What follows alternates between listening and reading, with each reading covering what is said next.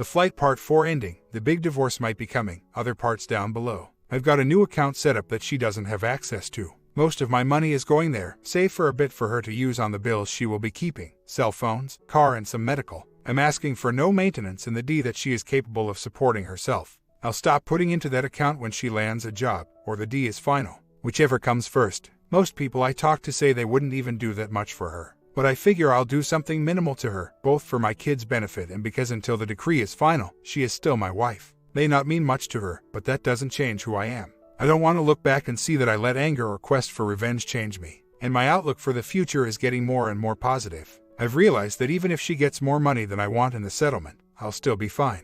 Just like Cheetos, I'll make more. I'm excited about the possibilities of dating. I've met a new online friend and it's been really exciting chatting and flirting with someone who is interested in me, who shares similar interests and values, who could be a real vixen in the bedroom. Good thing she lives far away, or I'd do something too soon. But it shows me what is possible for my future, and frankly that part excites me. I may not be handsome, but I'm not repulsive either, and I have several qualities that women find attractive. I expect my problem won't be finding a date, it will be avoiding getting too attracted to someone too soon. The kids are all doing well. Nobody is lying in the corner crying. They are helping around the house, having friends over and making plans for the summer. Youngest is really stoked about her upcoming trip down to Grandma's in Florida. Yeah, sometimes the blues still grab me and pull me down. But I'm realizing that I have some exciting times ahead and I'm looking forward to it now rather than dreading it.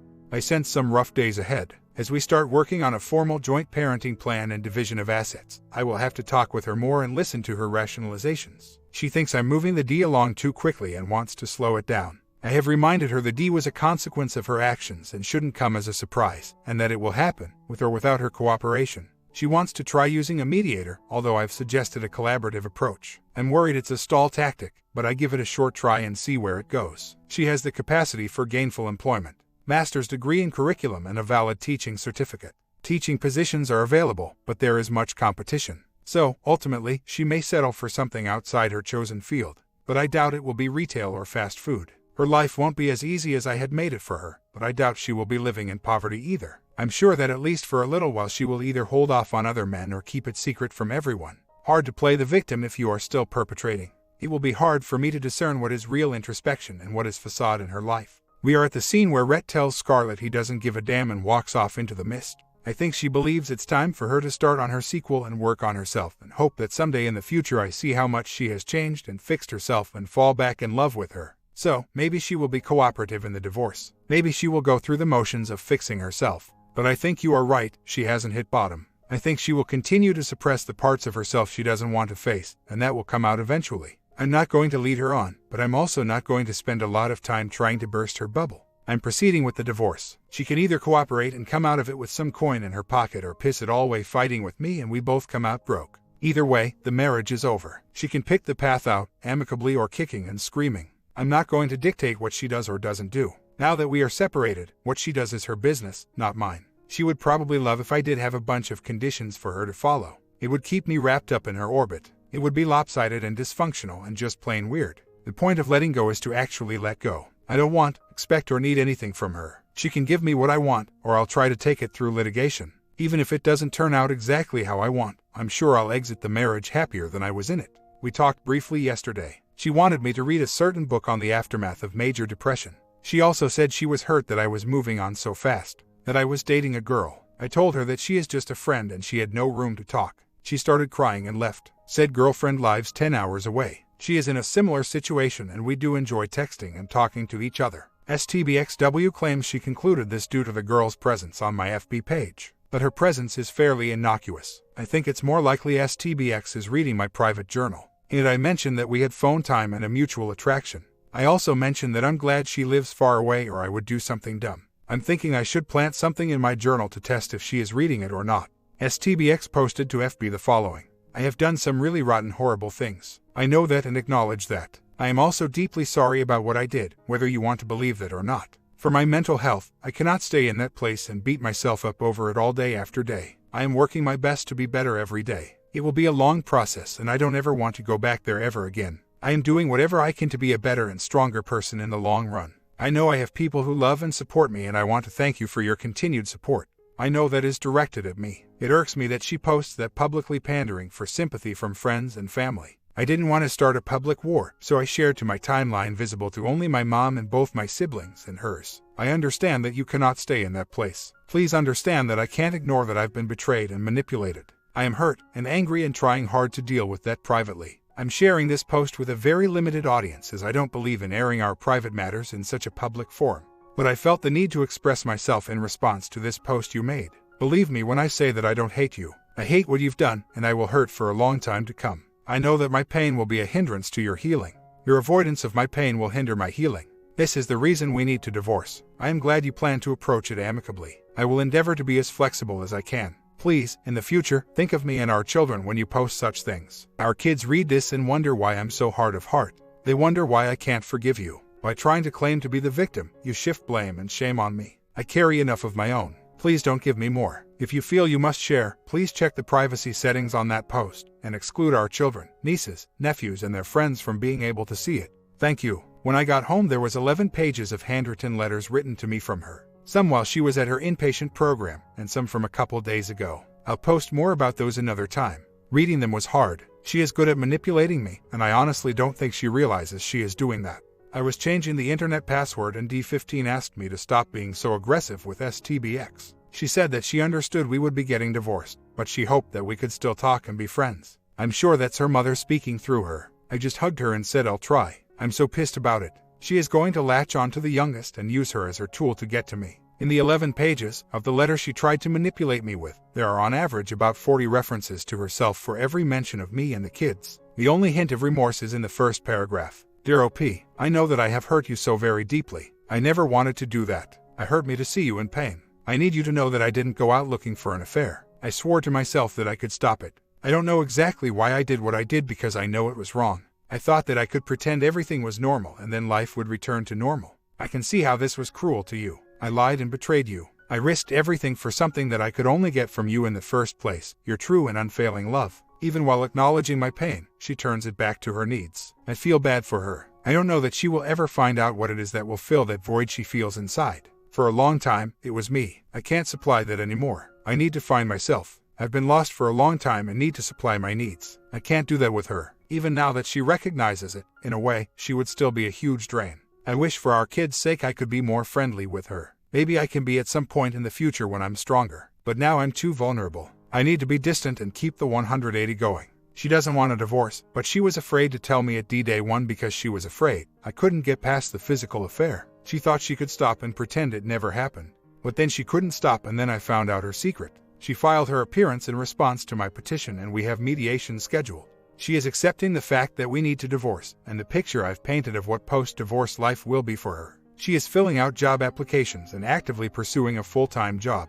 In general, she seems to be willing to accept the terms I'm putting forth. Hopefully that continues to hold true. She is involved again at the theater. But if you ask me, that's a good thing. They are not friends I trust, but they are the right friends for her. I'm sure I could bash that and cause her some difficulties, but I won't. I do not plan to reconcile, so frankly it's none of my business anyway. I'll let go where I should and hope that helps her find some peace and hope it makes her more willing to agree to my terms in the divorce. Interesting. STBX logged into FB from the house computer and forgot to log out. Joe the dude from my very first part messaged her asking what was up in response to one of her dramatic posts. She told him her marriage was in trouble and in all likelihood, we were getting divorced. He then proceeded to state how angry he was at his wife and how he hated her and was just staying in the marriage for the kids. That maybe he would divorce her next year. That was a pretty fast transition on his part. What STBX does with that information isn't really important to me. However, I find it very gratifying to see how fast he is moving in on her. I had a bad feeling about this guy, and STBX was very dismissive of my concerns. I'm not sure if she was in denial that he had designs on her, or if she was trying to cover up the beginning of yet another affair. Like I said, the answer to that doesn't really matter. I'm just feeling good that my gut was right. Going all the way back to suspicions prior to D-Day 1, my gut was right. In some ways I'm angry with myself for the self-doubt I let her instill in me. But then again, I thought I had a loving partner and it's normal to trust what they say. I trusted her way more than she deserved, and that hurts. But I have no regrets. I gave our relationship many chances and emotionally invested almost to the point of insanity. In the end it wasn't enough. She wanted to keep cake eating and sticking to her lie. And every lie set up the next lie. Every shred of evidence was explained away or where it couldn't be it was trivialized. R is not going to happen in my case, too much damage done. I tried hard to find common interests. Anything I claimed to be interested in she claimed not to like. even things she used to like to do with me. I'm not going to spend a bunch of time at the theater, which I don't enjoy nearly as much as she, just to babysit her and hope she doesn't have another affair. She knew what contact I wanted to know about, but she still hid it. She actively deceived me on multiple fronts and emasculated me by parading her through our home. She would invite them and their spouses over for dinner and pretended like everything was normal. She still has pics of her and them up on her FB wall. If she had an ounce of remorse, she would take that crap down. 90 minutes conversation yesterday over coffee. Managed to stay civil, but there were moments I had to breathe deep and bite my tongue. She wanted to move back into the house and live in the basement. I managed to talk her out of that. She thinks I'm moving the deal on too quickly, but she claims to not want to drag it out. No conflicting message there, right? She claims to want to I told her that was not going to happen. The best she could hope for is we navigate the D amicably and work together to be good co-parents. I worked out how much I'd pay her in alimony, so she is looking for an apartment with one of her girlfriends. STBX found a condo with a GF from the theater. She has started packing up some of her things into moving boxes during her time at the house with the kids. They will all be gone this weekend at a family reunion on her side. So, I'll have the house to myself. First weekend alone since this all went down. My mother is still in town, so we are going to have dinner Friday night. I'm planning to root around in the garden Saturday morning, then go to a jazz festival going on nearby. May even ride my bike instead of drive so I can let my hair down and imbibe in a few more adult beverages than would be legal to drive after drinking. We have a pretty good grasp on custody and parenting time, so the lawyer is drawing up the parenting plan. The division of assets is still up in the air, both financially and the physical stuff. Honestly, I care less about the stuff. I've told her the things I absolutely want. She is fine with it. The strange thing is I'll be living in her house for 3 years. So, while I'll pack away her crap and whatnots, most of the furnishing will be hers after I move out. The house we currently live in was her grandmother's house. We bought it from Grandma, and Grandma is our mortgage company. So, the deal with Grandma goes out the window if I take the house from STBXW and I have to pony up all the money. I don't think I could qualify for a conventional mortgage to pay off the remaining amount to Grandma. So, that would just get plain old ugly. Made a deal with STBX that she can have the house, but I get to live in it for 3 years. I'll lease the house from her, so that we have a contract in place regarding who is responsible for what. But the kicker is, what do about property that the kids can benefit from? Couches, tables. No point to have her pack it up and pay for storage if the kids and I continue to use it. Then when I move out, I leave that crap behind. I feel like that is going to make it harder on me, as I'll be kind of stuck in a limbo where she still has a lot of influence over me, now as a landlady. But the kids are really happy with the arrangement as there is almost no disruption, change in their lives and routines. So, I'll do it for the kids. But yeah, wasn't my first choice. But the alternative is she moves back in and we go to court and fight over the house. I didn't like that idea much either, and trying to get over her and move on.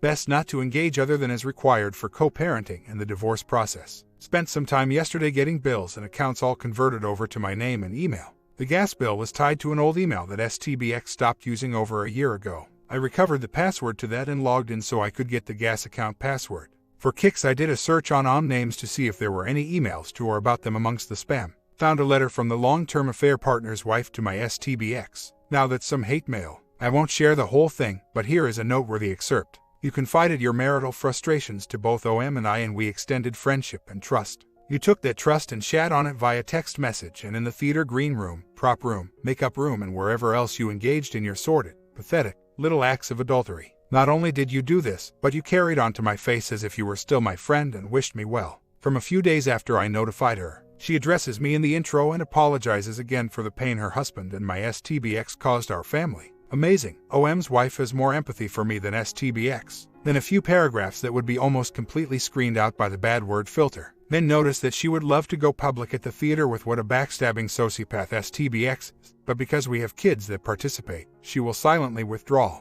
Not out of fear or embarrassment, but to show someone cares about our family even if STBX doesn't. I have a feeling my STBX has made a lifelong enemy out of someone who lives near and has many long-standing social ties at the theater she loves so much. Someday it will come back to bite her. I regret marrying her in the first place, but I don't. I have 3 awesome kids, a bunch of cool in-laws, now outlaws. Plus, we had a bunch of good times before the bad years set in. I'm reviewing the first draft of our joint parenting agreement. There are a few edits to make. Can't wait to see how she handles telling me she spent all the money for her lawyer on her new apartment. Maybe she will just avoid that conversation and sign it. It's more than fair. The only thing in it that she might not like is that the decision-making authority is skewed a bit in my favor. But given her poor choices lately, I feel that it's reasonable. If she doesn't sign it, I'll push through the lawyer route. I would do better in court than I'm offering. It would just cost more in legal fees. I'm basically offering to pay her rather than the lawyers. No need to change my claims in the petition for D. I have mental cruelty in it already. The burden of proof is easier than adultery, and there is no benefit in my state in going for adultery. In fact, it often backfires, as the judge sees it as frivolous and vindictive. Had an interesting conversation with D20 last night. STBX was talking to her about plans for when she moves back into the house in 3 years. How she thinks S18 will likely move out with me, and then they can rearrange the bedrooms so the girls each have their own rooms. I asked her why though S18 would move with me. She said because of how he acts around STBX. Kind of disturbing that her long-term plans write off repairing her relationship with our son. Yes, he was mad at her when it all came down, but he was also very involved at the theater. I think now that he is done with his involvement there he is mellowing out. But he is a typical 18-year-old boy. If you want anything more than a grunt you have to make an effort. Getting stranger by the day. I drafted a joint parenting agreement with my lawyer and gave it to her a couple of weeks ago. No response, so I asked her about it yesterday. She launched into a story about how D15 is a homebody and would really prefer sleeping at home in her bed, and that I should take every other weekend out of the visitation schedule. What? Really? She wants less time in the schedule. Sure, what kid when asked is going to say they prefer to spend time in mom's dinky party pad versus their own bed? Of course, she doesn't want to stay there. But, as a mother, don't you think she would want to spend time with her daughter and find a way to make it appeal rather than just give up time? Oh, and I hear she met a guy she likes. To my knowledge they are not dating yet, but my guess is that's not too far away. For a minute I was hopeful that might motivate her to speed along the divorce. But then I remembered, she has no problem sleeping with other guys while married. So much for that. Guess who she is planning to hook up with? Yup, Joe. The lunch date, missed connection who triggered most of my suspicion in the first place. It wasn't as graphic as the cyber affair with John, but damn. He said, wouldn't it be funny if we wound up together? Sounds like destiny to me. Now, please beat me up for looking at her FB. At this point I know I'm only doing it to reinforce to myself that D is absolutely the right thing to do. But I already know that. So, it really is time to stop. No, she is using a cheap flip phone right now. And she changed her Apple password. We have an phone family map plan, so you can track the phones on the account. I've used it both to confirm she is where she says she is and to keep tabs on the location of the kids. That still works, but I don't really care where she is these days. I know it's going to be at her apartment or at the theater. I just sometimes wonder who she is with. I'll have to reach out to Joe's wife to confirm his marital misery. He says they plan to divorce after she completes a degree she is working on, which should be in December. I wonder if that's a line to get into my STBX bed, or if she would confirm it. Even if they are in a rough spot in their relationship, proving adultery may give her hand in expediting her D when the time comes. Her affairs give her a thrill and make her feel desirable. But she knows it was wrong. Contempt may be the wrong word for it. But she didn't respect or honor me. When I would tell her she was beautiful, she couldn't accept it. She told me once that I'm obligated to tell her that because we are married, so it didn't count coming from me. OM seems perfect for her, willing to be molded into whatever she wants him to be. I'm sure that will change down the road if they do get together. We are separated, so the fact they are getting together isn't all that devastating. Yeah, it pisses me off, but I really have more concern for his wife than STBX. She deserves to be with a trash like this. Would serve her right because I'm sure that he will be stepping out on her shortly after. The question is, does his wife know about these marital problems he is professing to my STBX? Don't have a good contact number for her yet, but I'll get one. Still debating on how long to wait and how to expose. I don't want to blow it up and tip my hand as to where I'm getting my information. So, maybe an anonymous call is best. No names, just a did you know and see if she sounds surprised or not. If it seems like news then I'd reveal more. Then I can just hang up and let things run their course. She has been apologetic with the kids. She definitely knows what she did was wrong. She is a better mother than a wife for sure. Hopefully her upcoming romantic entanglements don't ruin that. My kids are old enough to realize her choices are poor ones. I don't need to protect them from witnessing it. She signed the revised custody judgment right away and returned it. She hadn't taken the court-mandated parenting class yet, so I reminded her to take that before next week when the judgment will be entered with the court and thanked her for being cooperative. She said okay and said I was an excellent father and thanked me for being there for them while she can't be. Why do I get the feeling she is going to go do something stupid? I may spend some time with her father and share my concerns with him. She isn't speaking to him anymore, partially because he isn't taking her drama seriously. He told her that it's all an act to garner sympathy and she needs to grow up. While I agree with him, that tact isn't going to work with her. I think he is still hoping that she snaps out of it and we get back together. I think it may be helpful to let him see we are past that point, and he will need to accept her for where she is, even if he doesn't agree with her choices. I gave her the draft of the financial separation agreement. She said she needed more time on that. I asked how long and she said until October, because she doesn't have the money to get a lawyer. I very calmly reminded her that I gave her money for that. Her response, Well, I have to live. I'm seriously considering cutting her off completely and letting her fight me for every penny. Jesus, she cares more about money than her kids. Nah, she is moving on. More like she is worried I'm screwing her and she thinks she can get more. But she can't. And if she tries, I'll go for the house and no spousal support. It will cost me more cash, both the lawyer and to buy out her equity, but I'd probably get the house. I'm the one living in it and maintaining it. I just know she wanted it, so I came up with a way to make that work. The judge accepted the joint custody judgment and it's now on file with the court. At least the parenting plan is set and I'm helping improve the stats that fathers can be the residential parent. It's amazing how small of a minority I belong to now. As I suspected, she is going to draw out the financial separation agreement. Her latest salvo is that she wanted to get a title loan against her car to get the money to pay a lawyer to review it. Problem is I'd have to sign too as my name is on the title. Told her that isn't happening. I don't want any more debt from her with my name on it. I already paid for that car once. Heck, if I'm going to do it again. Counting the days till our court appearance and trying not to fret over if she will sign the separation agreement or not. I asked her to sign it or tell me what she wants changed. She stuck to her trying to raise money for a lawyer crap. I told her that was her business and I hope she figures it out before October 3rd. If she doesn't sign it by then, I'm going to cut off her life support and go for the house. It will cost me half my stock options, but whatever, there won't be much of them left when the lawyers are done anyway. 23 days to go. STBX told me she has an appointment on Monday with a lawyer recommended by a friend of hers. She says she doesn't have any plans to request changes but wants to make sure she isn't signing away any rights and is protected as well as I seem to be protecting myself. It's funny that she states it that way, because all of the protections are specifically worded to be mutual. But I do agree that the legal lingo is pretty intimidating to decipher. I know this friend of hers, he is a retired judge. I think he would only recommend a lawyer he respects. The agreement is more than fair. This lawyer should urge her to sign it unless he is a guy just out to milk her for money. We shall see. She is distancing herself from people who don't validate her and posting about her renewed confidence. I'm starting to see her as a plastic person who is surrounding herself with other plastic people. All the world is indeed a stage. Update. Divorce is final. I'm a free man. Settlement worked out pretty close to what I wanted. Time to go celebrate. It's interesting how that buried pain can resurface. The past couple weeks went well, even with more contact with ex doing paperwork to split assets. We even sat next to each other at D16's band concert.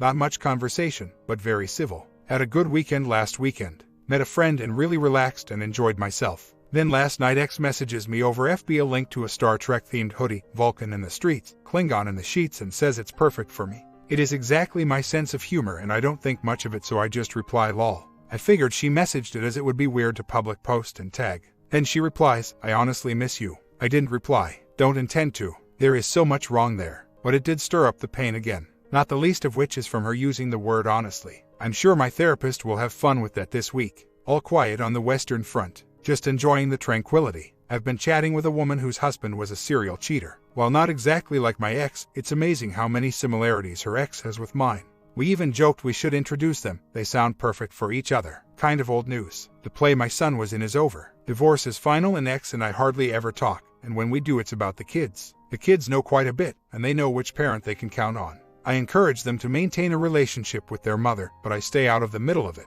I doubt she could express true remorse. Maybe she could feign it while using the embarrassment of being caught to fuel her performance. She posted on FB for prayers for a job interview. Sounds like she is still being very selective in what she applies for, but it's promising that she is at least looking.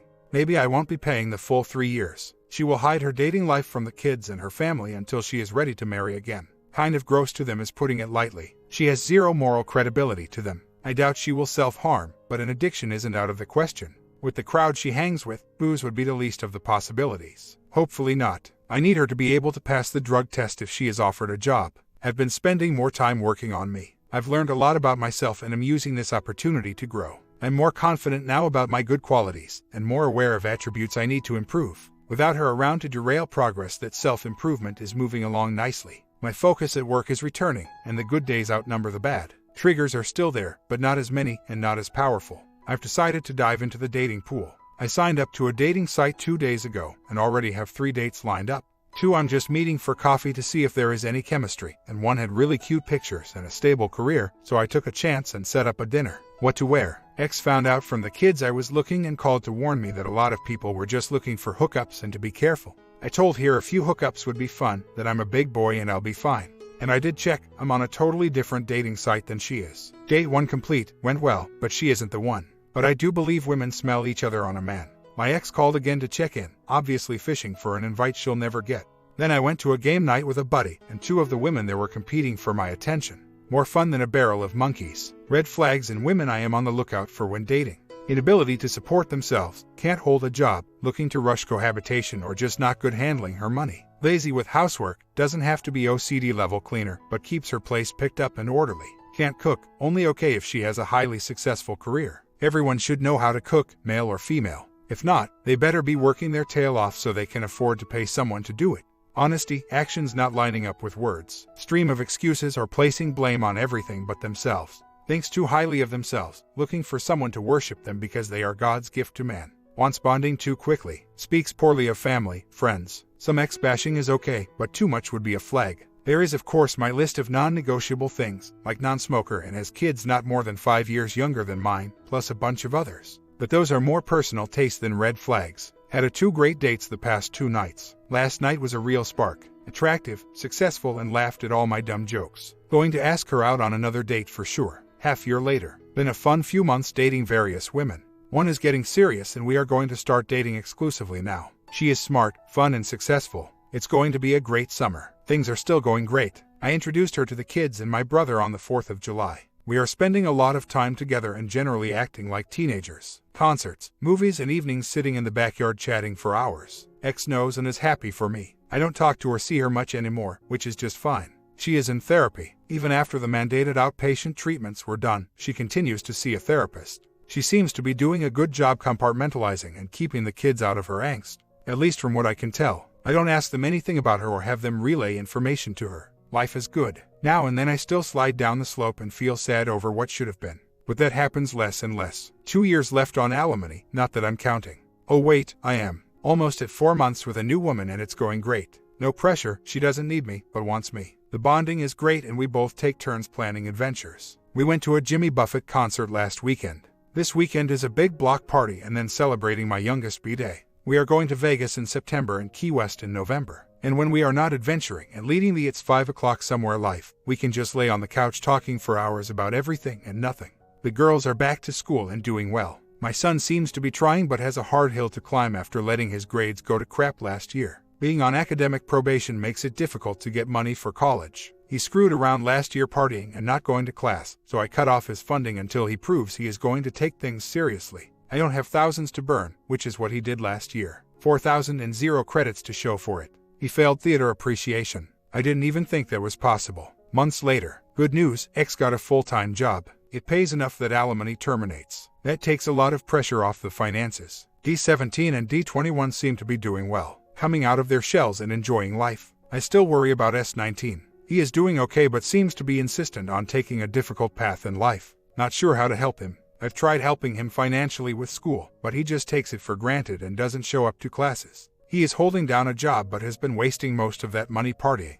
He needs to invest in his car now, which seems to have his attention. Part-time minimum wage jobs may not be the best career path. The lady friend and I are planning a getaway to Key West. All in all, life is good. Looking forward to key lime pie, rum, and blue waters. I put on my big boy pants and have no issue being polite when we talk. We talk occasionally regarding the kids. Not funding her helps, but still, I don't see us as anything more than co-parents. I'm much happier and centered these days. She still rationalizes her poor choices. I'm convinced more than ever that divorce was the best path for me. It was like I stepped off the spinning top of crazy onto stable ground again. I was a little disoriented on the first few steps, but little by little that dizziness is fading and everything is much easier to deal with. Final update. Happy New Year. Figured I'd post a follow-up. Might have been cheaper to keep her, but I can't say I regret that expense. Life is pretty darn good these days. Spent a few months dating around last year. Met someone very cool and we decided to go exclusive over the summer. That is still going well, and it's nice having someone who looks out for me and cares about my kids. No pressure to take things further. She understands where I'm at and is just happy to be with me. We have both started working on getting more physically fit.